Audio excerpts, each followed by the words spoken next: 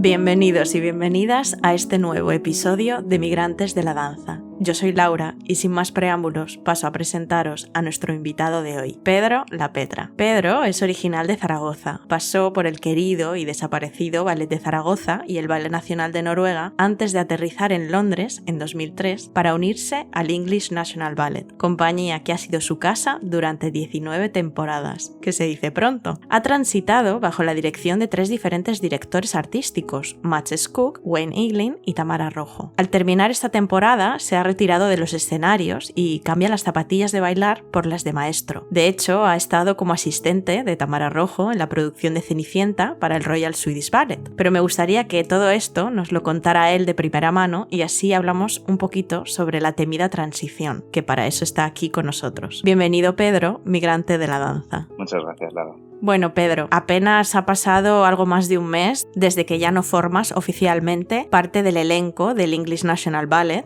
19 temporadas, como he dicho en tu presentación, a tus espaldas. ¿Cómo estás viviendo este momento? Bueno, pues la verdad que es una sensación muy rara. Son muchos años y he pasado más tiempo en el English National Ballet que en mi casa en España. Entonces, dejar de ser parte de esta compañía, pues es un poco, pues sí, como la misma sensación que tuve cuando dejé mi familia en España. He bailado con muchísimas generaciones de bailarines que ya dejaron la compañía del English National Ballet y de los que aprendí muchísimo, tanto de esta profesión como de lo que es esa compañía. Y bueno, y ahora me ha tocado a mí. La verdad es que fue un proceso muy natural. Creo que he dado por muchas razones, pero por nombrar un par de ellas. Una es el haberme sentido satisfecho y orgulloso de mi carrera, y la segunda el tener claro qué quería hacer después y haberme preparado para ello. Qué importante esto que acabas de decir, de que tenías claro lo que querías hacer después. No digo que haya que ser de ideas fijas y que 100% haya que tener un plan elaborado sobre el siguiente paso una vez que vas a dejar tu carrera como bailarín profesional, pero es verdad que es importante ir tanteando las posibilidades mientras todavía estás en activo, porque desde luego esta transición no es, en la mayoría de los casos, algo que suceda de la noche a la mañana, sino que necesitas una preparación, unos estudios, pero también encontrar ese gusanillo o vocación para enfocarte en algo que te guste, esté o no relacionado con la danza. Y en tu caso, intuyo que cuando hablas de un proceso natural, viene ya de muy atrás, porque, bueno, cuando yo estaba en la compañía, tú has sido siempre uno de esos bailarines muy generosos con sus compañeros, que alguien necesitaba que le pasaran un ensayo, una clase de calentamiento, ayuda con las piruetas, con el doble tour, pues ahí estaba Pedro. Sin duda algo que te nacía natural y para lo que también tenías un talento especial, por lo que te ha resultado relativamente fácil, ¿no? Digamos, el reconocer en qué querías convertirte. Exactamente, sí. Bueno, la verdad es que la enseñanza siempre ha sido algo que me ha traído mucho y también creo que tiene que ser algo o debe ser algo vocacional si te quieres meter en esta carrera. Y a mí siempre me gustó ayudar y analizar el por qué las cosas salen o no salen y cómo les puedes ayudar. Con gente con diferentes técnicas y diferentes cuerpos y eso siempre me atrajo mucho. Entonces, en ese sentido, sí, en la compañía era sabido que me gustaba ayudar, me gustaría dedicarme a esto. Entonces, siempre han salido oportunidades para dar clases. Me preparé yendo al Royal Ballet Teachers Course durante 2 años. Y bueno, en la compañía existe esta competencia que se llama Emerging Dancer todos los años. He sido mentor pues los últimos 10 años. Entonces pues he estado siempre llevando ensayos y dándoles clase durante esos meses que se preparan para esta competencia. Y además, una de tus últimas aventuras, Pedro, justo antes de terminar la temporada con el EMB,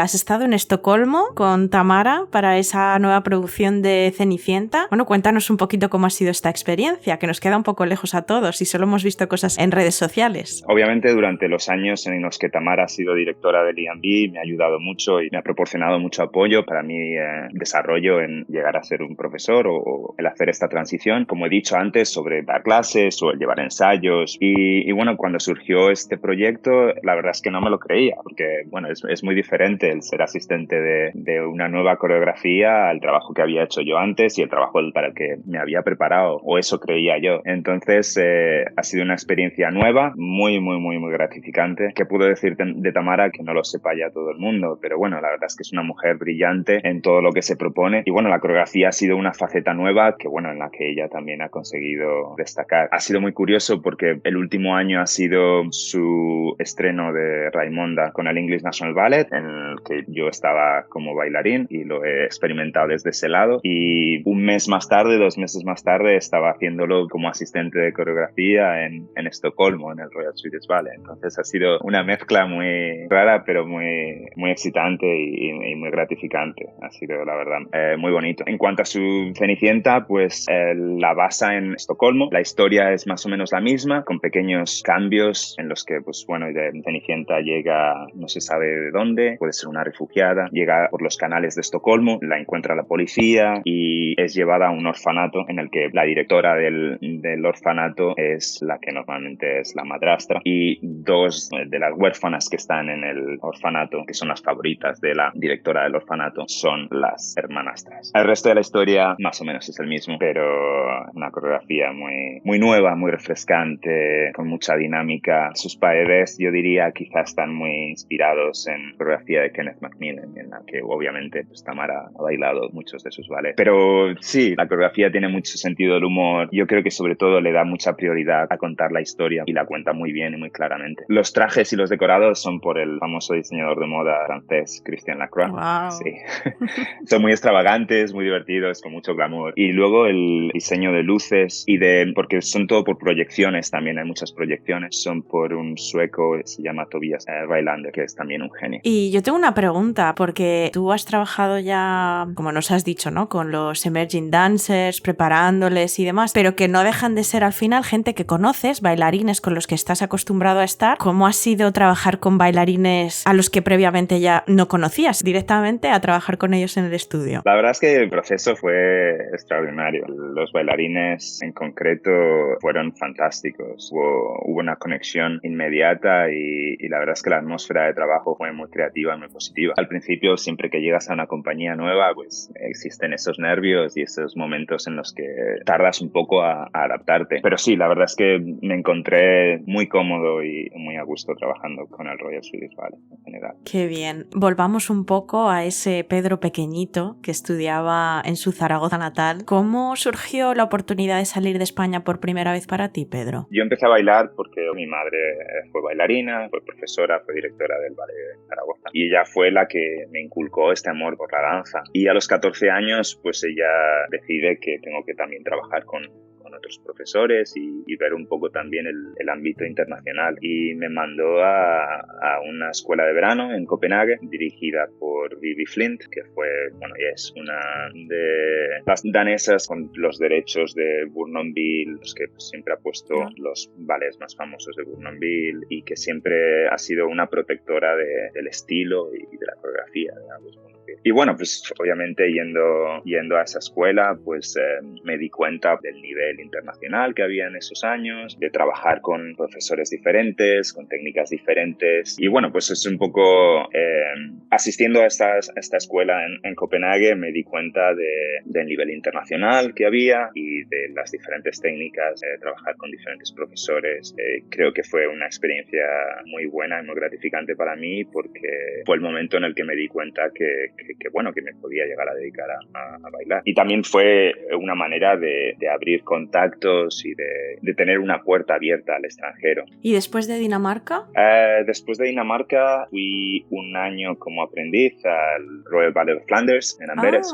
Esto no sabía yo. Sí, porque uno de los profesores que asistió a esta escuela de verano en Copenhague era Robert Embers, que fue director del Royal Ballet of Flanders en Amberes. Y bueno, me interesó muchísimo las clases y el estilo que él enseñaba y me fui casi un año a su compañía a trabajar como aprendiz. Después volví a la escuela de verano, incluso siendo profesional. El siguiente verano que fui a la escuela de verano me ofrecieron un trabajo en Estados Unidos. Coincidió con el ataque terrorista de las Torres Gemelas, entonces fue imposible conseguir el visado y acabé en una pequeña compañía en Londres que se llama European Ballet, en la que trabajé durante 3 meses bailando por todo el Reino Unido. Y después volví otra vez a la escuela de verano en Copenhague. Me ofrecieron el primer contrato en una compañía grande que fue el Ballet Nacional Noruego. Estuve allí durante una temporada, cambió la dirección, volví a Zaragoza durante 3 meses y me dediqué a hacer un poco un un estudio de las compañías que me interesaban y en las que me podría interesar tener una carrera. La verdad es que después hice muy poquitas audiciones, hice 2 audiciones, una de ellas para el English National Ballet. Entré, pues eso, a final de la temporada 2002-2003 y bueno, pues ahí me quedé 19 años. Y Pedro, ¿cómo se investiga en 2002 o 2003? ¿Cómo se investiga sobre las compañías de danza? Porque esto ha sido un tema muy recurrente en otros episodios de podcast, ver la diferencia que los jóvenes bailarines tienen ahora. En un clic pueden ver exactamente el tipo de repertorio, la gente, los maestros que hay a las compañías. ¿Tú cómo investigaste dónde querías ir en ese periodo? La verdad es que información había poca, o era difícil de ver. Por revistas de ballet había una poca y por gente que estaba bailando, por otros bailarines que estaban bailando en diferentes compañías, era la forma más... El boca a boca, ¿no? Sí, era la forma más adecuada o más fiable de conseguir información. Habiendo dicho todo esto, todavía había una website que listeaba todas las compañías de ballet o algunas de ellas y en las que todavía podías encontrar un poco de información, pero era realmente muy rústica comparado con lo que hay ahora. Sí, ¿no? Con lo que hay ahora, sí. Vamos, nada que ver. Nada que ver. ¿Y cuando llegaste a Londres, enseguida supiste que ibas a quedarte allí muchísimo tiempo? ¿O fue poco a poco que te fuiste dando cuenta, vale, creo que este es mi lugar? ¿Cómo ha sido tu experiencia en Inglaterra? La verdad es que obviamente sabía algunas cosas del English National Ballet, pero quizá lo que más me interesaba de la compañía era el número de actuaciones que tenía, de las cosas que más buscaba en las compañías en las que quería estar, dado que en las otras compañías donde había estado había tenido un repertorio fantástico y el nivel de la compañía siempre había sido bueno, pero ensayábamos durante mucho tiempo para quizá hacer 8 o 7 representaciones, lo cual para un bailarín de 20, 18 años es poco, siempre me quedaba con ganas de más. Entonces, pues cuando llegué al English National Ballet fue todo lo contrario, era ensayar muy poquito durante 5 o 6 semanas y bailar meses. Sí, doy fe, porque yo recuerdo cuando entré con vosotros en la compañía, no me acuerdo exactamente quién fue la persona que me lo dijo, pero me dijeron, bienvenida, normalmente esta compañía se conoce porque una temporada aquí equivalen a 2 en una compañía normal. Entonces yo digo, madre mía, ¿pero dónde me he metido? Luego es verdad, ¿no? Que entiendes enseguida, pues bueno, esto que estás explicando tú, ¿no? Que ensayas por un periodo de 4 o 5 semanas una producción o 2 simultáneamente y el resto de los meses que te quedan son todo espectáculo, gira, cambio de ciudad, otro teatro. Bueno, James es verdad que nos habló un poquito de esto, Esteban también, ¿no? De ese ritmo frenético que lleva la compañía, pero como bien dices tú, Pedro, cuando tienes 20 años, pues tú como bailarín lo único que quieres es pisar escenario y es verdad que esa era la compañía perfecta. Pero mi pregunta es, Pedro, ¿cómo aguantas tantos años ese ritmo frenético? Porque han sido 19 temporadas. Sí. Bueno, la verdad es que no lo sé, la verdad es que cada vez que miro atrás y pienso que, pues eso, casi durante 19 años, solo de la temporada de otoño, o sea, solo realmente de septiembre a enero estabas entre los 80 y los 90 espectáculos. Entonces sí, pues realmente no lo sé, no sé cómo lo he hecho. Creo que la motivación, la fuerza mental, desde luego, y el tener metas. Es una de las cosas que creo que me iba muy bien la compañía, es que al tener tantas oportunidades, porque había tantos espectáculos y había tantos repartos, pues siempre había roles y nuevas metas que querías cumplir. Si no te llegaba obviamente el primer año, pues la siguiente vez que volvíamos a hacer Swan Lake o la siguiente vez que volvías a hacer Bella Durmiente. Entonces eso fue un poco siempre una motivación y yo creo que desde luego si Tamara Rojo no hubiera entrado en la compañía no habría durado tanto tiempo, porque en los años anteriores repetíamos mucho repertorio,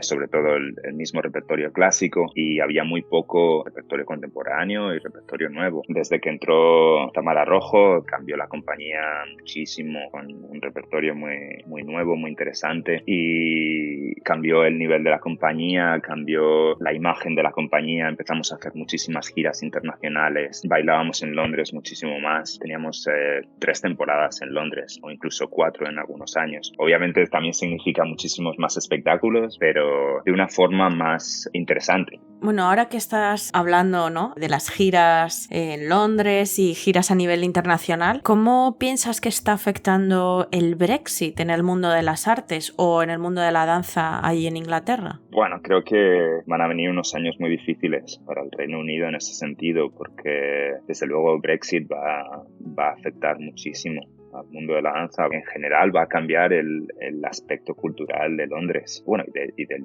Reino Unido, porque Londres ha sido durante muchos años la ciudad y el sitio donde todos los actores quieren ir, todos los bailarines quieren estar, incluso pues musicales, todo. Entonces, el de repente tener que hacer un visado, no poder coger a un bailarín porque no tiene suficientes visas en la compañía, es terrible. Yo creo que el arte no puede estar sujeto a la nacionalidad o a ninguna decisión política. Desde luego. Bueno, tendremos que ver poco a poco cómo va evolucionando todo este tema, porque yo creo que todavía quizá está incluso pronto, ¿no?, para que podamos opinar al respecto. Habrá que ver cómo evoluciona. Pedro, ¿nunca te has planteado volver a España a nivel profesional? Como bailarín, la verdad que no. Nunca hubo algo que me interesara para mi carrera en ese sentido. He tenido la suerte de bailar en España, bailar para mi familia y para mis amigos en varias ocasiones, pero como compañía nunca hubo nada durante mi carrera que me interesara. Ha habido muchísima gente con mucho talento que lo ha intentado y que ha hecho cosas interesantes en España, pero el problema para mí es el mismo, y es la falta de apoyo y la falta de continuidad con un proyecto. Obviamente el nivel de los bailarines, la cantidad de historia, la cultura que hay en España, el número de teatros increíbles que tenemos en España. Desde luego. Podríamos tener 3, 4 compañías de danza buenísimas, pero creo que el problema es, como he dicho, la falta de apoyo y la falta de continuidad a un proyecto. No sé realmente cómo va a ser en el futuro. Me encantaría que las cosas cambiaran, y bueno, pues sé que hay gente que está haciendo las cosas bien, sé que Joaquín está intentando hacer las cosas bien, y espero que las cosas cambien y reciba el apoyo que merece, tanto él como mucha gente en España que quiere hacer las cosas bien. ¿Cómo piensas que ha cambiado o ha evolucionado el panorama de la danza en España desde que te marchaste?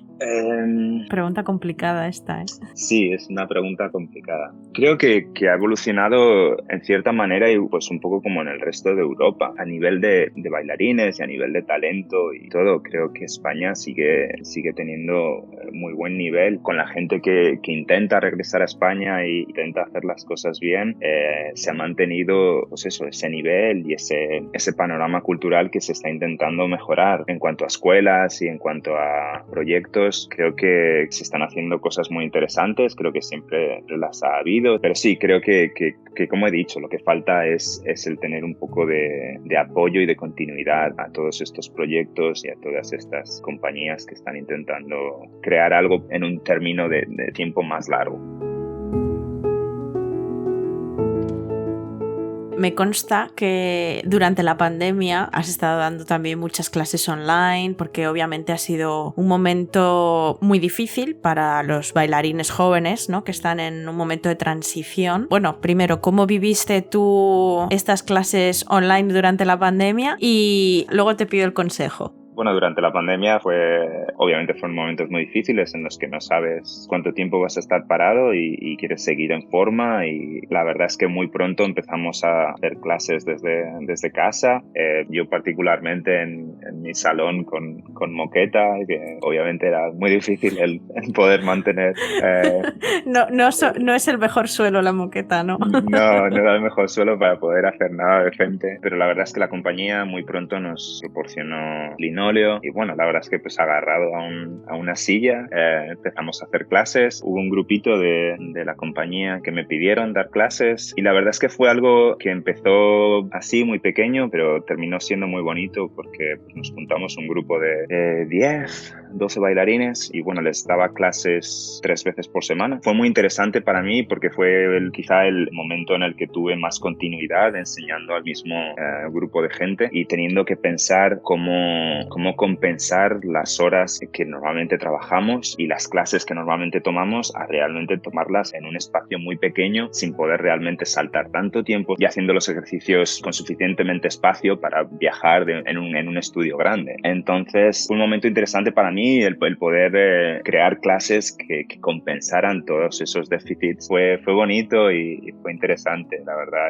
Y cuando salimos del confinamiento pues fue muy emocionante pues el volver a ver a todo el mundo cara a cara y darnos un abrazo muy grande, obviamente. Qué bien. Y Pedro, un consejo para los bailarines jóvenes que están ahora en momento de transición, algo que te hubiera gustado que te dijeran a ti en ese momento, antes de irte a Dinamarca, por ejemplo. Un consejo que me hubiera gustado que me dieran a mí, no lo sé, pero quizá el consejo que yo les daría es que, bueno, el trabajo y la disciplina es lo único que te va a hacer poder aspirar a lo que desees, eso desde luego, pero un poquito lo mismo que hice yo después de unos años, el dedicarle tiempo a buscar una compañía adecuada para ti. Creo que es muy importante, creo que no es solo el hacer audiciones, por entrar en la primera compañía que te cojan. Creo que es importante saber qué diferencias hay entre cada compañía y qué es lo que más te va a aportar a ti en esa compañía y qué es lo que tú puedes aportar a esa compañía. También las últimas generaciones tienen una obsesión por conseguir todo en poco tiempo y creo que mi consejo sería el que le dedicaran tiempo también al proceso de aprendizaje en una compañía. No es solo el sales de la escuela y ya lo sabes todo. Obviamente es un paso muy grande, pero luego la vida en una compañía y las cosas que se aprenden en una compañía, la vida de una compañía es importante y cómo de rápido aprendes esas cosas pueden cambiar muchas cosas. Y bueno, Pedro, ¿próximos proyectos? ¿Hay algo que nos puedas contar? La verdad es que nada confirmado. Sé que voy a hacer algo de freelancing, sé que quizá existe la oportunidad de volver al Royal Swedish Ballet, pero en estos momentos no puedo decir nada concreto. Qué misterioso. Te ha quedado muy misterioso, Pedro. Es que no puedo. Ya, me imagino. Pues nada, Pedro, ya solo queda despedirnos y agradecerte que hayas pasado este ratito con nosotros. Te deseamos mucha suerte en todo lo que está por venir. Muchísimas gracias por haber aceptado la invitación. No, el placer todo mío y obviamente muchísimas gracias a ti por invitarme y pasar este momento tan agradable. Hasta aquí este episodio de Migrantes de la Danza. No olvidéis que podéis suscribiros y puntuar el podcast en la plataforma donde nos estáis escuchando para apoyar esta iniciativa. Os espero el domingo que viene con un nuevo migrante. Y recordad que la danza no tiene fronteras, así que nos vemos en los escenarios del mundo.